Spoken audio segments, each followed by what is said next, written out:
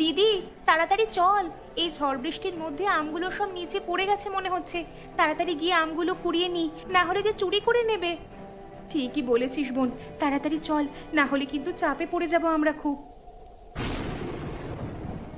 কেউ আছো? আমাকে একটু জল দাও, আমাকে বাঁচাও, এখান থেকে উদ্ধার করো। কে কোথায় আছো? আমাকে উদ্ধার করো। শুনতে পাচ্ছিস? কার যেন গলার আওয়াজ শোনা যাচ্ছে। এই সময় এখানে কে এলো? আওয়াজটা ওই পাশের ওই আম গাছটার নিচ থেকে আসছে বলে মনে হচ্ছে।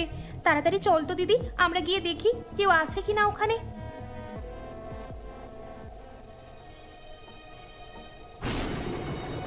তোমরা কারা মা? আমাকে একটু উদ্ধার করো এখান থেকে। আমার প্রচন্ড কষ্ট হচ্ছে, আমার ভালো লাগছে না একদম। আমাকে এখান থেকে ফেলে দিয়ে চলে গেছে। সে কি, বৃষ্টির মধ্যে কারা আপনাকে এভাবে ফেলে দিয়ে চলে গেল এখানে? দিদি, এখন প্রশ্ন না করে ওনাকে ঘরে নিয়ে চল, না হলে ওনার শরীর যে আরো বেশি খারাপ হয়ে যাবে বৃষ্টিতে ভিজলে। সাধু বাবা, আপনি আমাদের সাথে যেতে পারবেন তো? হ্যাঁ পারবো, এইটুকু ক্ষমতা আমার আছে। আমি একদমই অসহায় হয়ে পড়েছি। খিদে তেষ্টায় গলা শুকিয়ে যাচ্ছে, আমার সারা শরীর কাঁপছে, খুব কষ্ট হচ্ছে আমার।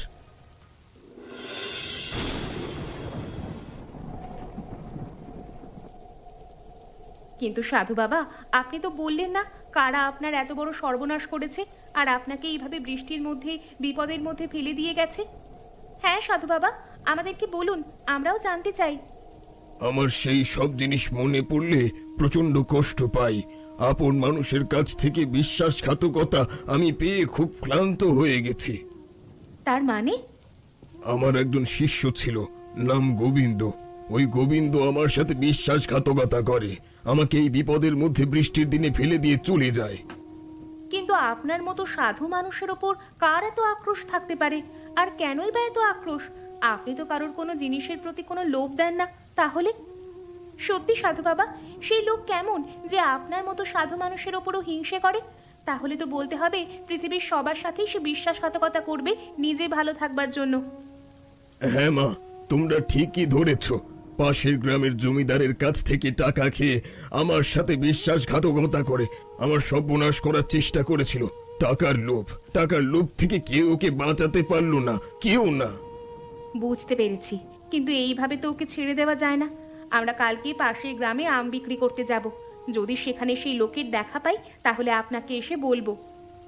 কিন্তু আমি যে তোমাদের এখানে থাকবো, তোমাদের অসুবিধা হবে না? কোনো অসুবিধা হবে না সাধু বাবা, আমরা দুই বোন এই ঘরে একা থাকি। আপনি থাকলে আমাদের সুবিধাই হবে, আমরা বরং আরো ভালোভাবে থাকতে পারবো। নিয়ে যান, নিয়ে যান, আম নিয়ে যান।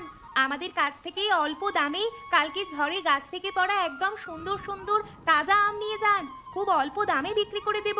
নিয়ে যান, নিয়ে যান, দেরি করবেন না, না হলে ফুরিয়ে যাবে। নিয়ে যান। এই যে মামুনি, তা কত করে আম বিক্রি করছো? আমার গিন্নি বাড়ির জন্য নিয়ে যেতে বলছিল, আমের চাটনি করে খাওয়াবে। বেশ অনেকদিন হাতে টাকা আসেনি, ভাগ্য করে একটা জমিদার বাবু পেয়েছিলাম। ওই জমিদার বাবু আমাকে দিয়ে কাজ করিয়ে হাতে টাকা দিয়েছে। একে দেখে মনে হচ্ছে এই সেই লোকটা। আরে কি হলো, দাম কি ভুলে গেলে নাকি? কি এত ভাবনা চিন্তা করছো? দেখো, বেশি দাম বাড়িয়ে বলো না, বলে দিলাম, তাহলে কিন্তু এত ভালো হবে না। 1 কেজি আমের দাম মাত্র 30 টাকা, একদম তাজা আম। না না, এতটা দিতে পারবো না। ওদিকে আবার গিন্নির জন্য মুরগির মাংস নিয়ে যেতে হবে।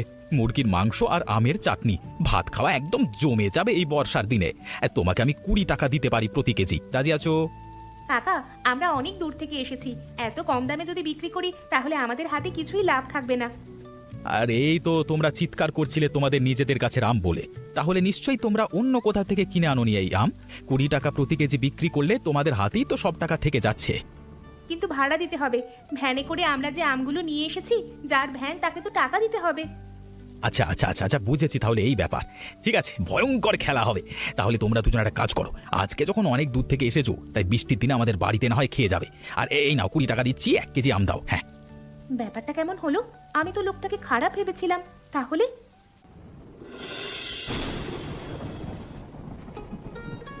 বাহ, রান্নাটা তো খুব সুন্দর হয়েছে কাকি। কিন্তু কাকা, তুমি তো আমাদের চেনো না, জানো না, হঠাৎ করে ঘরে ডেকে নেমন্তন্ন করে খাওয়ালে কেন? তাতে কি হবে? আরে তোমরা দুটো বাচ্চা বাচ্চা মেয়ে অনেক দূর থেকে বাজারে বিক্রি করতে এসেছো। এই ঝড় বৃষ্টির সময় তোমাদের কষ্ট দেখে আমার একটু মায়া হলো। আর তাছাড়াও আমাদের বাড়িতে কোনো অতিথি তেমন একটা আসে না। অতিথির কথা আর বলো কেন, জমিদার বাবুর বাড়িতে অতিথি এসে যে কাণ্ড ঘটালো, সেই দিক দিয়ে দেখতে গেলে অতিথি বাড়িতে আসে না ভালোই হয়েছে। মানে কি হয়েছে কাকিমা, কোনো বিপদ হয়েছে নাকি? আরে বিপদ বলে বিপদ, সে কি কাণ্ড! জমিদার বাবুর সমস্ত সম্পত্তি এক রাতের মধ্যে একেবারে গায়েব হয়ে যাচ্ছিল। আমি ভাগ্যিস ছিলাম। আরে তুমি এমন করে না বলে ওদেরকে গোটা গল্পটা খুলে বলো না। ওরা না হয় খেতে খেতে গল্পটা শুনুক, তাহলে তো ভালো হয়। ওদের দুজনকে আজকে আর ছাড়ছি না, আমাদের বাড়িতেই থেকে যাবে। হ্যাঁ কাকা, ব্যাপারটা কি বলো তো, আমরাও শুনতে চাই একটু, আমাদেরকে বলো। তাহলে শোনো, আজকে থেকে 1 সপ্তাহ আগে এই গ্রামে একজন সাধু বাবা এসে এই বটতলায় বসবাস করতে শুরু করে। তা আমি একদিন কাজ করে বাড়ি ফেরবার পথে বামফট, সেই চোখ, সেই নাক, সেই কান। আরে তুই তো ছিলিস আগের জন্মে বিরাট বড় লোক, কিন্তু আজকে তুই এরকম ভিখারি হয়ে ঘুরে বেড়াচ্ছিস কেন? এই রে কলা, এই সাধু বাবা আবার কি বলছে? সাধু বাবা আমাকে কিছু বললেন? মানে মাথার উপর দিয়ে গেল যা বললেন আর কি, মানে ওরে গাধা, আমার কাছে আয়। তুই আগের জন্মে যে পাপ করেছিলিস তার প্রায়শ্চিত্ত এখনো তুই করে যাচ্ছিস, কিন্তু আমি তোর ওই চকচকে কপাল দেখে পরিষ্কার বলে দিতে পারছি, আর বেশি দিন নয়। মানে বেশি দিন হয় মানে আমি কি পটল তুলবো? মানে সাধু বাবা, মানে এই তো সবে বিয়ে করেছি, এর মধ্যে পটল তুললে তো মানে কেলো হয়ে যাবে, মানে বুঝতেই তো পারছেন। মানে অত মানে করিস না গাধা। আমাকে যদি এক রাতের জন্য সেবা দিতে পারিস আর এই গাছতলা থেকে তুলে আমাকে একটা ভালো আশ্রয় রাখতে পারিস, তাহলে তোর পাপ আমি মুক্ত করে দেব। তুই কিছুদিনের মধ্যে প্রচুর টাকার মালিক হয়ে যাবি, তোকে আর কেউ রুখে দাঁড়াতে পারবে না। তোর হাতে প্রচুর টাকা চলে আসবে। টাকা আসবে? তার মানে আমার হাতে যদি টাকা আসে তাহলে আমি আমার গিন্নির জন্য গয়না গড়িয়ে দিতে পারবো, গিন্নিকে ভালো শাড়ি কিনে দিতে পারবো। না না, সাধু বাবাকে হাতছাড়া করতে চাই না। কি রে পাগল, কি ভাবছিস? বাবা, মানে বুঝতেই পারছেন, মানে কিন্তু মানে আপনি এমন আশীর্বাদ করতে পারবেন যাতে মানে আমি 2 দিনের মধ্যে বড়লোক হয়ে যাই। হ্যাঁ, পারবেন? পাগলা, খাবি কি? ঝাঁঝে মরে যাবি। আমাকে নিয়ে চল, ভালো ভালো খাবার দাবার খাবি চল, তারপর দেখবি কি হবে। ঠিক আছে রে, তাহলে চলুন আমার সাথে, চলুন। এরপর সাধু বাবা আমিষ খাবে শুনে আমি তো বাজার থেকে সেদিন বিকেলেই বাজার করতে গেলাম। যাই, এখন আবার 1 কেজি খাসির মাংস কিনতে হবে।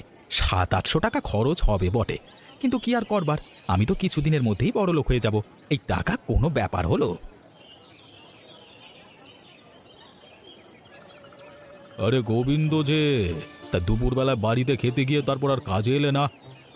সব ছোটখাটো কাজ আমি আর করবো না, 2 দিনের মধ্যে বড়লোক হয়ে যাব, তখন কোক লোককে কাজ দেব। দেখবেন আপনার মতো আমার বাড়ি হবে বিরাট বাড়ি। হ্যাঁ, তার মানে তোমার মাথায় কি বাজ পড়েছে নাকি? তুমি কিভাবে কথা বলছো? নাকি গাঁজা টাজা খেয়েছো? গাঁজার নৌকা পাহাড় তলি যায়। হ্যাঁ, কি হয়েছে? না না, মানে ব্যাপারটা হচ্ছে মানে আর কি, আমাদের ঘরে আর সাধু বাবা এসেছেন। তা সাধু বাবা বলছিল আমি 2 দিনের মধ্যে নাকি বড়লোক হয়ে যাব। তা সাধু বাবার জন্য খাসির মাংস কিনে নিয়ে যেতে এসেছি, তাই জন্য আর কি, মানে মানে সাধু বাবা তোমাকে বড়লোক মানে হয়ে যাবে বলেছো, মানে বলেছে? শোনা শোনা একটু শোনা গোবিন্দ, আমাকে নিয়ে চলো না একটু। মানে আমি চাষবাসের ব্যাপারটা একটুখানি মানে হাত দেখিয়ে বলবো। মানে সাধু বাবা বলবে যে কেমন মানে আর কি উন্নতি, মানে উন্নতি হবে নাকি অবনতি হবে, এটা আর কি। জমিদার বাবু, আপনি বুঝতে পারছেন না, এইভাবে যার তার সঙ্গে দেখা করেন না সাধু বাবা। আরে ভাই, আমি তোমার কাছে যে সে হয়ে গেলাম, আমাকে দয়া করে নিয়ে চলো ভাই, চলো না ভাই, আমার সোনা মোনা গুলুমুলু একটু। জমিদার বাবু, কি করছেন বাজারে? ঠিক আছে ঠিক আছে, চলুন আমার সাথে। তারপর সাধু বাবাকে যা বলবার আপনি খুলে বলবেন, যত সব ন্যাকামো। দেখুন, সাধু বাবা যদি রেগে যায় তখন আমি কিচ্ছু কিন্তু বলতে পারবো না। না না ভাই, তুমি আমার উপর বিশ্বাস রাখো ভাই, চলো চলো নিয়ে চলো। হ্যাঁ,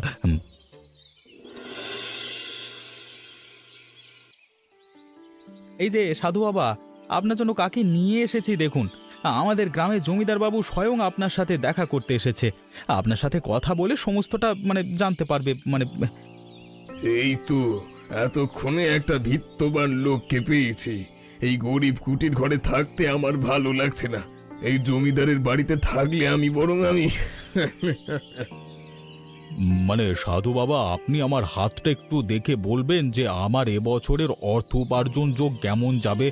দয়া করে যদি বলেন তাহলে খুব ভালো হয়। আমি যা দেখতে পাচ্ছি খুব একটা ভালো নয়। হাত দেখার প্রয়োজন নেই।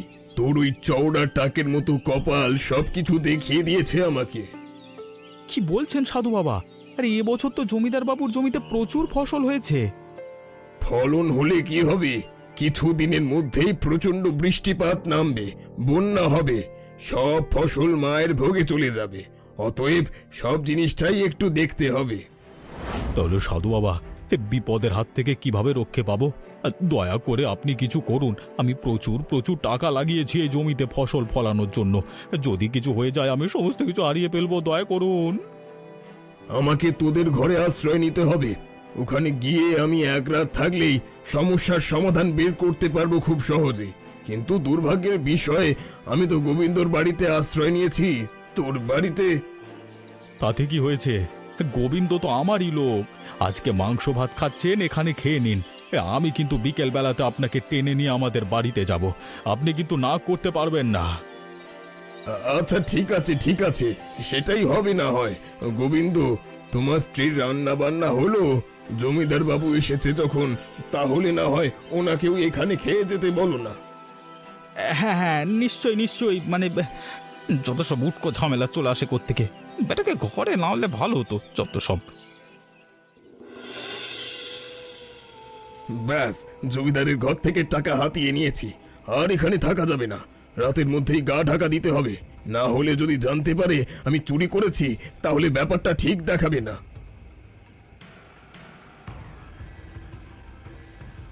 এ কি সাধু বাবা, আপনি এত রাতে কোথায় যাচ্ছেন? এই মানে এরকম মানে আপনি পুঁটুলিটা ওখানে ফেলে দিয়ে চলে এসেছিলেন তো? আমি তো রাতের বেলাতেই আপনাকে দিতে এলাম। আমার গিন্নি তো আপনাকে মানে শ্রদ্ধা করতো, তাই মানে, কিন্তু আপনার হাতে এতগুলো টাকা কেন? না না, মানে মানে ওই জমিদার আমাকে এক গাদা টাকা দিল। আমি জানি, মানে কি জন্য দিল আমিও ঠিক জানি না, বুঝতে পারছি না। তার মানে জমিদার বাবু আপনাকে টাকা দিল, আর আপনি রাতের বেলা কোথায় যাচ্ছেন? আমার আর এখানে থেকে কি লাভ? মানে পালিয়ে যাচ্ছি। মানে আমি এখান থেকে মানে কি ব্যাপার? রাতের বেলা কারা ওখানে কথা বলছে? গোবিন্দ, তুমি এত রাতে এখানে কি করছো? ভাগ্যক্রমে চলে এসেছি জমিদার মশাই। এই সাধু বাবা আপনার ঘর থেকে মনে হচ্ছে টাকা ঝেড়ে দিয়ে পালিয়ে যাচ্ছিল। এই দেখুন, ঠিক সময় চলে এসে আটকে দিয়েছি। কি আবল তাবল কথা বলছো? তুমি তো আমাকে টাকা নিয়ে আসতে বলেছিলে জমিদারের ঘর থেকে। তাই নাকি? গোবিন্দ তো এরকম করবার লোক নয়। এমন অনেক সময় গেছে আমি গোবিন্দকে একা ঘরে রেখে গেছি, কোনো দিন একটা জিনিস এদিক থেকে ওদিক করেনি। ঠিক আছে, বুঝতে পেরেছি। গোবিন্দ, আমাদের লাঠিয়ালগুলোকে ডাকতো। বেটা সাধুকে এক্ষুনি গ্রামের বাইরে ঠেঙিয়ে বার করে দিয়ে চলে আসতে হবে। বুঝলে মামনিরা, এই হলো গল্প। তারপর তো আমরা সবাই মিলে বৃষ্টির রাতে ওই সাধুকে একদম গ্রাম ছাড়া করে দিয়ে চলে এলাম। ব্যাস, আমাদের শান্তি। তাই নাকি? তাহলে সেটাই যদি হয়, আমরাও কিন্তু আমাদের আমবাগান থেকে গত রাতে একজন সাধু বাবাকে উদ্ধার করেছিলাম। সে বলেছিল নাকি তার এক শিষ্য ছলনা করেছিল। হ্যাঁ হ্যাঁ, বুঝতে পেরেছি। আমাদেরও এরকম গল্পই শুনিয়েছিল। কিন্তু ব্যাপারটা কেমন হলো? তোমাদের ঘরে ওই সাধু গিয়ে উঠেছে, আর তোমরা ঘরটা একা ছেড়ে দিয়ে চলে এসছো। মনে হচ্ছে তোমাদের ঘরে জিনিসপত্র সব গেল গো। সেরকম কোনো কারণ নেই, কারণ আমাদের বাড়িতে এমন কিছু সোনাদানা নেই যে সে চুরি করে নিয়ে যেতে পারবে। আর টাকা পয়সাও তেমন নেই। আমরা দিন আনি দিন খাই, দুই বোন মিলে কষ্ট করে উপার্জন করি। কিন্তু কাকা, একটা সাধুকে একবার ধরে শাস্তি দিলে হয় না? লোকজনের কাছে মিথ্যে কথা বলে বেড়াচ্ছে, আর মানুষের সরলতার সুযোগ নিয়ে তাদের বাড়িতে চুরি করে বেড়াচ্ছে। সেটাই করতে হবে। চলো তো জমিদারবাবুর কাছে একবার যাই, গিয়ে সমস্ত ঘটনা বলি। তারপর ওই সাধুকে আরেকবার ধরে জব্দ করতে হবে। তাই চলো কাকা, আমিও যাব তোমার সাথে। না না, তাহলে তো এভাবে ছেড়ে দেওয়া যায় না। একটা মানুষ দিনের পর দিন ঢপ মারবে, মানে মিথ্যে কথা বলে যাবে, মানুষকে বোকা বানাবে। এবার তো মনে হচ্ছে একবার জব্দ করতেই হবে। তাহলে আর দেরি করা যাবে না। আজকে রাতেই কিছু একটা ব্যবস্থা করতে হবে, যাতে করে ওই সাধুকে ধরে শায়েস্তা করা যায়। আমার মনে হচ্ছে ও আমাদের বাড়ি থেকেও পালিয়েছে। ও জানে আমরা আম বিক্রি করতে এসেছি এখানে। এখান থেকে টাকা পয়সা নিয়ে গেলে নিশ্চয়ই আমাদের ঘর থেকে টাকা পয়সা চুরি করে পালাতো। সেটা আর বলতে, এদেরকে আশ্রয় প্রশ্রয় দেওয়া মানে নিজের ক্ষতি নিজে ডেকে আনা। তাহলে জমিদার বাবু, আপনার কিছু লাঠিয়ালকে আমার সাথে দিন তো, আজকে রাতে একটা ব্যবস্থা করে দিয়ে চলে আসি। শুধু লাঠিয়াল কেন, আমিও যাব তোমার সাথে। আমিও দেখি ওই বেটা সাধুর কত দম হয়েছে।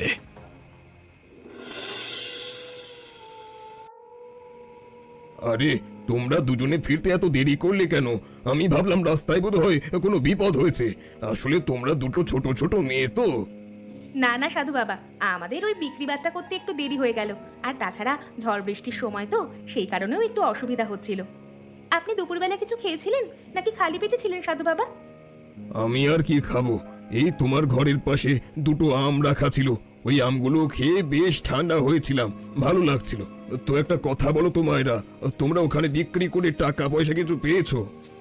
এই দেখুন, বেশ অনেক কটা টাকা হাতে করে এনেছি। এত টাকা আমরা জীবনে প্রথম দেখছি। আপনি ঘরটা পাহারা দিয়েছিলেন বলেই আমরা কিন্তু এত দূর গিয়ে বিক্রি করতে পেরেছিলাম। এই তো, আমি তো এইটাই চেয়েছিলাম। এবার যখন ওরা বিশ্রাম নেবে, তখন আমি এই টাকাগুলো নিয়ে এখান থেকে কেটে পড়বো। ব্যাস, তাহলে আমার 16 কলা পূর্ণ হয়ে যাবে। তারপর আবার অন্য গ্রামে গিয়ে অন্য কোনো লোককে মুরগি বানাতে হবে। কি ভাবছেন সাধু বাবা? ভাবছি আপনার জন্য আজকে মাংস রান্না করে খাওয়াবো। আপনি মাংস খান তো? না না সাধু বাবা, মাংস খাবেন কেন? আমি তো শুনেছি ওনারা মানে অর্থাৎ সাধু বাবা মাছ মাংস এসব কিছু ছুঁয়েও দেখেন না। তাহলে কি আমি ভুল শুনলাম? ছাড়ো, তোমরা এত চিন্তা করো না, আমি মাংস খাই। আর তোমরা যখন নিজের হাতে রান্না করে খাওয়াবে বলেছো, তাহলে তো আর কোনো ক্ষতি নেই। আমি খাবো, তোমরা যা খাওয়াবে আমি তাই খাবো।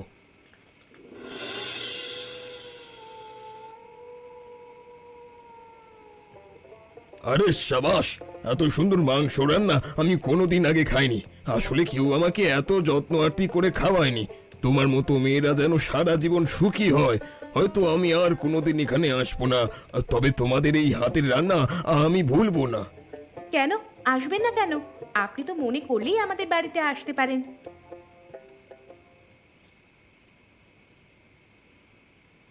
কেন আসবেন না তুমি বুঝতে পারছো না?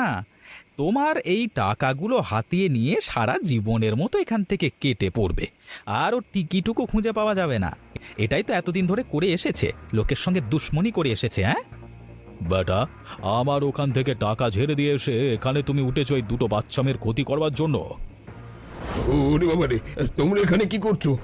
আমি আমি কিছু করিনি। আমি একদম বদলে গেছি। আমি আমি কিছু করিনি।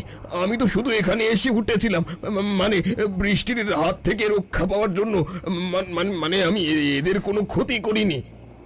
সে যাই হোক, আমরা সব শুনতে চাই না। ওরা সম্পর্কে আমার ভাইজি হয়, আর আমি চাই না তোর মতো লোক এখানে ওদের সঙ্গে আর এক মুহূর্ত থাকুক। এই মুহূর্তে এখান থেকে বেরিয়ে চলে যাও, না হলে কিন্তু তোমার কপালে দুর্গতি আছে বলে দিলাম। কি হলো, কথাটা কানে যাচ্ছে না নাকি মাংসের লোভ জানতে পারছে না? না না, আমি এক্ষুনি চলে যাচ্ছি। আমার আমার আর ভুল হবে না। আমি এক্ষুনি দৌড়ে পালিয়ে যাচ্ছি এখান থেকে।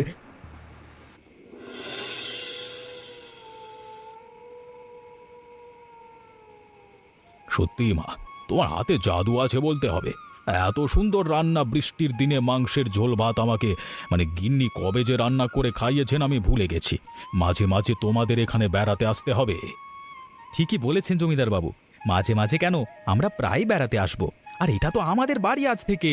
কিন্তু একটা কথা বলো তো, তোমরা দুজন এখানে থাকতে পারবে তো? হ্যাঁ হ্যাঁ, আমরা তো এতদিন একাই ছিলাম কাকা। আমাদের এই আম বাগানের আম পেড়ে গ্রামে 2-4 জন লোককে হাতে দিয়ে যা 2-4টে চাল ডাল পেতাম, সে সব কিছু দিয়েই আমাদের জীবন চালাতাম। হ্যাঁ কাকা, আর তোমরা আমাদের বাড়িতে যদি সপ্তাহে 1-2 দিন পরে আসো, তাহলে আমাদের খুব ভালো লাগবে। আসলে আমাদের তো নিজেদের বলে কেউ নেই। আরে তোমাদের কোনো চিন্তা নেই, তোমাদের এই ছোট বাড়িটা আমি পাকা বানিয়ে দেব। এইভাবে মাটির বাড়িতে থাকা যায় না, বৃষ্টির সময় খুব অসুবিধা হয়, তাই না গোবিন্দ? হ্যাঁ জমিদার বাবু, দেখেছো আমাদের জমিদার বাবু কত মহান মনের মানুষ, সবার কত উপকার করেন, সবাইকে কত ভালোবাসেন। এই জন্যই জমিদার বাবুকে সবাই খুব ভালোবাসে। তবে হ্যাঁ, আজকে যাওয়ার সময় আমাদের গাছের আম কিন্তু নিয়ে যেও, পয়সা লাগবে না।